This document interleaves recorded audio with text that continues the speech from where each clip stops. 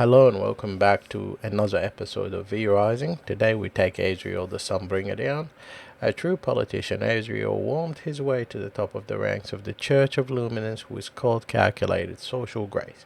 Few can match his power and dedication to the light, short of Solaris the Immaculate himself, and none within the church would dare to contradict his word.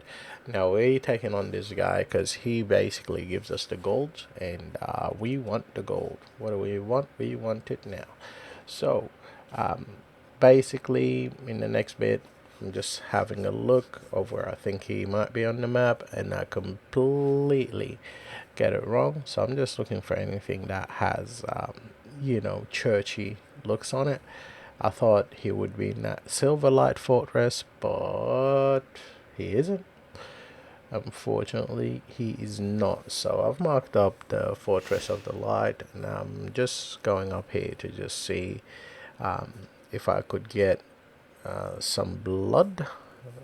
You can see I got a couple of upgraded gear on, and in this case, we're just having a quick look of what we got here, and yep, just getting a few protections in case they need it.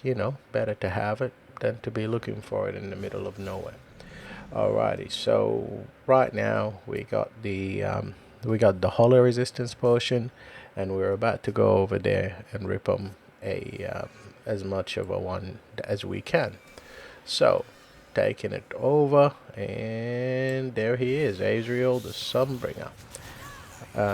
I thought eventually that he's gonna be a bit of a pushover, and I was kinda right. So in there, I'm just flinging up a bit on her because, yeah, he did a switcheroo. Now you gotta pay attention when you're fighting this guy because he will do that little move and start filling up the whole area. He will also put these protection bubbles on the clerics and on the people that he kind of spawns, and he can put it around himself as well. I'm not sure if it heals him or not. I don't think um, we had a chance. So the strategy here was quite simple: is hit him every time you get a chance.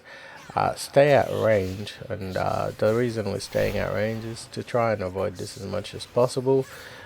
Trying not to leave many scholars alive because he switches with them and it makes him a little bit unpredictable where he's going to end up.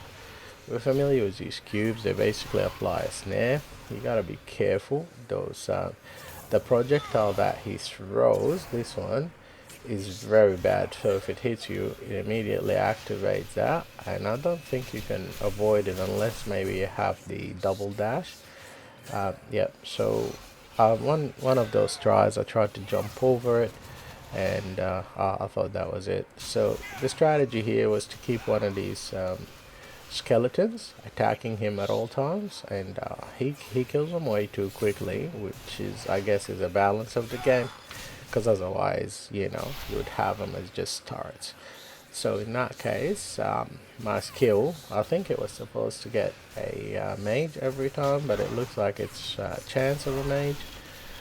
Or maybe I just changed the orb. I'm not sure, but I thought one of the skills was that is that one of the passives is that you get out of condemn is you get a mage, but I mean probably a chance of one. Yeah, here's where I tried to jump over it. Don't know if I timed the jumping correctly. So the idea here was to just get to the next weapon level, and yeah, and take them down in that direction. All right, we're here. We're nearing the end. I mean, the skeletons are a good distraction. Here, he put the bubbles around himself. It looks like it gives him a bit of immunity, but it doesn't. Like maybe like a buffer health type situation, but it doesn't really help him too much. So here, my skeletons just decided that they're just gonna go and be uh, because I don't know, they feel bad about something maybe. They're just gonna go and sit against the wall. Here we go. We extract the blood. Pretty much the fight is done and dusted. He's been a good sport of going this whole time and trying to compete, but unfortunately didn't go his way.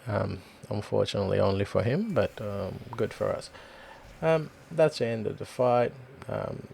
just the next bit is just gonna be me showing you how I got to him. So this is the area that he's in. He's right at the edge over there. He's quite easy to get to. To get through to him, put on human disguise, and I just got to this little stairs here where a couple of paladins saw me, so I had to fight them. And this is a bit where you will start hurting if you didn't have the holy resistance potion. So I'm just replicating what I did to get to this bit. As you can see, the villagers don't really care. It would be a good place to plunder, I reckon, but I just didn't want to extend the video at this point, and just wanted to get in, get out, get the upgraded weapons, so the next fights are a little bit easier. At the end of this video, I managed to actually unlock, yep, there we go, so we got them.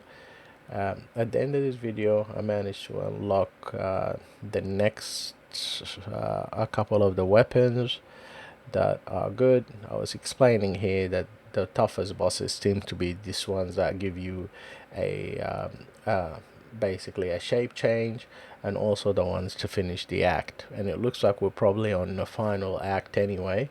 So that's basically it. Well, I thank you so much for your time. Thank you for hanging out, and I hope you have a great day.